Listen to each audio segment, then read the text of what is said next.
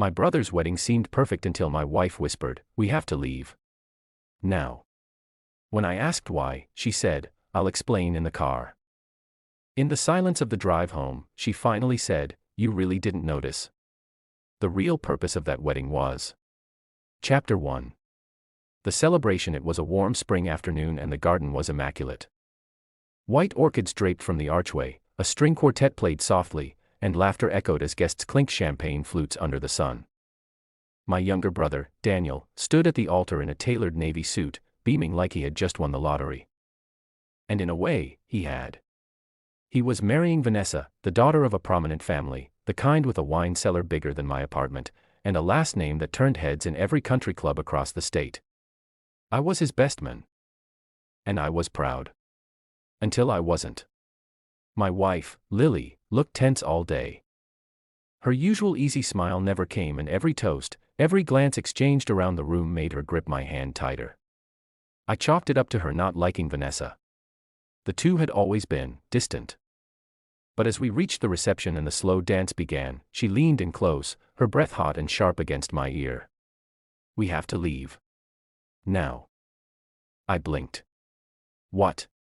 Why?" "They're about to cut the cake." She didn't answer. Just grabbed her purse and whispered with unmistakable urgency, "I'll explain in the car."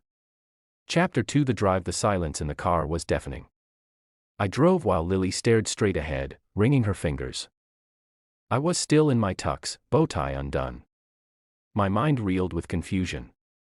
"Lily," I said finally, "what is going on?" She didn't speak. Not until we were halfway home, headlights passing over her pale face, her jaw clenched. Then softly she said, "You really didn't notice?" I frowned. "Notice what?" She turned to me, eyes glassy. "That wasn't a wedding, Jake. That was a trap." My grip tightened on the wheel. "What the hell are you talking about? Your brother didn't just get married. He just finalized his deal to destroy you." Chapter 3. The silent betrayal. I pulled into our driveway, heart hammering, brain scrambling to make sense of her words. "Destroy me?" I repeated. "Daniel. He's my brother." Lily unbuckled her seatbelt with a shaky hand. "He was, but not anymore."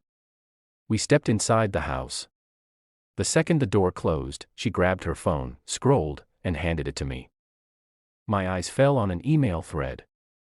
At the top was Daniel's name, subject, shareholder transfer agreement, final draft, attachment, our company's equity contract. I froze. Daniel and I co-owned a rapidly growing logistics startup, 50-50 split from the beginning, blood and sweat. Every warehouse, every client, every innovation, we'd built it together. But as I scrolled, my stomach dropped. The thread revealed Daniel had quietly begun transferring his shares he could only get full control of if I was out due to ethical violation or contract breach. There was a clause I'd forgotten. If one partner is deemed compromised by fraud, misconduct, or moral failings, they forfeit their stake. That wedding, Lily whispered, was a performance, a celebration of your downfall. Chapter 4. What my wife saw. Lily explained it all in one breathless rush. While I was giving my best man speech, she'd noticed several men in suits not mingling, just watching, not family, not friends. She followed one of them to the back terrace during cocktail hour, heard him on the phone talking to a lawyer. "Yeah, once the press release goes out and Jake's name is tied to the scandal, we move his shares into Daniel's holding company. No, he won't know what hit him." Vanessa made sure of that. Vanessa, Daniel's new bride. Lily pieced it together faster than I could. Vanessa worked in corporate law, a firm infamous for hostile takeovers. She was the architect of the setup. And Daniel. He'd sold out his own brother, for money, for power, for her. "Jake, they're about to pin something on you. I don't know what, fraud, abuse, maybe an affair, but they're launching it this week." That wedding wasn't just about love. It was about appearances, about credibility, about leverage. I sat there stunned, the weight of betrayal collapsing onto my chest. They were going to destroy me, but I wasn't going to let them, not quietly. Chapter 5. Quiet moves, loud consequences. The next morning, I didn't go to the office. I didn't call Daniel. I didn't scream or rage or send threats. Instead, I brewed a pot of black coffee, sat at the kitchen table and quietly opened my laptop. My hands no longer trembled. I was done being blindsided. They wanted war. They were going to get strategy. Over the years, I'd built layers into the business. I had quietly established backup admin rights on our digital systems. Our security architecture, email, server access, proprietary logistics code, had my fingerprints all over it. And here's what Daniel hadn't realized. I still held the kill switch. I logged into our database, then into our cloud management console. Vanessa's firm had begun redirecting back-end code to a private off-site server, probably to clone our operations. Rookie mistake. I rewired everything in silent stealth mode. Then, I downloaded all audit logs, including the metadata that proved unauthorized access, breach of partnership agreement, and intellectual property theft, timed perfectly with the wedding. Next, I opened a separate encrypted folder, the one only I knew existed. The one I'd created years ago out of sheer paranoia, filled with Daniel's recklessness. Deleted Slack messages of him bullying junior developers, voice memos of his drunken rants about hiding money offshore. A time-stamped video of him signing a deal with a logistics supplier we both vetoed. For a secret commission, it had all seemed too petty to act on at the time. Now, it was fuel. Chapter 6. Strike before the ceremony ends. Lily and I worked together like a unit. She was brilliant in crisis, handling all the PR pieces, reaching out to the right journalists anonymously, leaking select snippets of Daniel's misconduct. I contacted my lawyer and told him to prepare for emergency arbitration. I had no plans to delay. I wanted a clean kill. At noon, Daniel called me, probably to smooth things over. I didn't pick up. He called again. Then Vanessa emailed. Jake, I believe there's been some confusion. Let's discuss amicable dissolution of your stake. I didn't reply. Instead, I scheduled the company-wide board meeting for 9 a.m. the next day. No warning. I also added a new guest to the attendee list. Special Agent Martin Reyes, Federal Business Crime Division. I knew Vanessa's firm had likely cut legal corners, and Daniel had definitely doctored internal documents. Badly. This was no longer a family feud. This was fraud. Chapter 7. The Boardroom Ambush. At exactly 8:58 a.m., I walked into the sleek, glass-paneled conference room of our corporate headquarters. Daniel was already there, arms crossed, smug smile in place, dressed like a man who thought he owned the world. Vanessa sat beside him, radiating icy confidence, flipping through a leather binder as if this was just another client takedown. Around the table sat our investors, our department heads, and at the far end, Agent Martin Reyes. No one had greeted him. No one had dared ask why he was here. Until now. Jake, Daniel drawled, this really could have been avoided. You've been emotional lately. Distracted. And with your deployments and stress. Maybe this is a good thing. I didn't respond.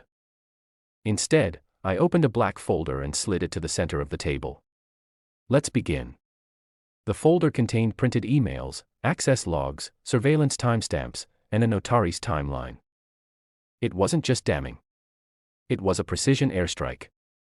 Then came the flash drive. I plugged it into the screen at the head of the table. First clip.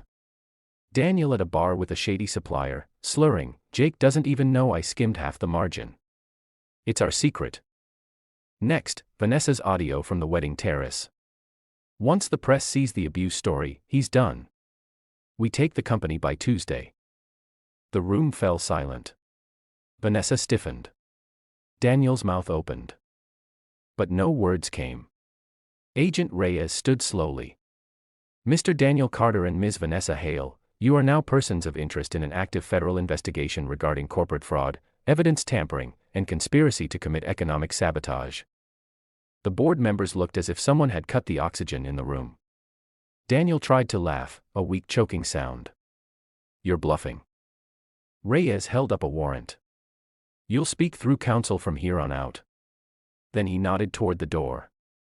2 agents entered and escorted Daniel and Vanessa out in stunned silence. The same cocky brother who toasted to legacy and loyalty at his wedding was now white as chalk, his empire cracking beneath him. Chapter 8. Rebuilding from Ashes. In the days that followed, my phone didn't stop buzzing. News of the scandal hit the business press first, then leaked into mainstream media. Vanessa's firm disavowed her within hours. Daniel's reputation was shredded. Our investors issued a formal apology to me.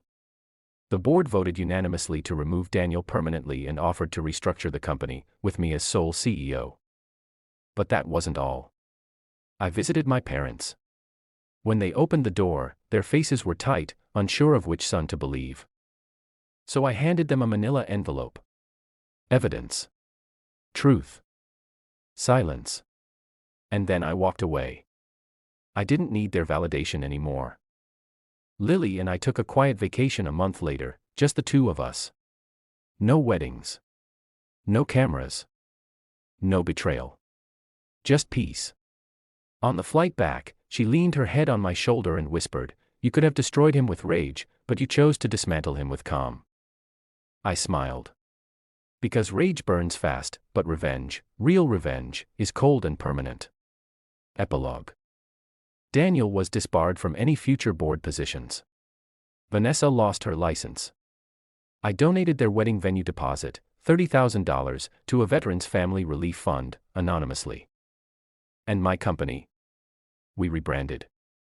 We grew. We thrived. Because I wasn't just the brother he betrayed. I was the storm he never saw coming. Was this revenge perfectly justified? Tell us what you would have done in the comments below.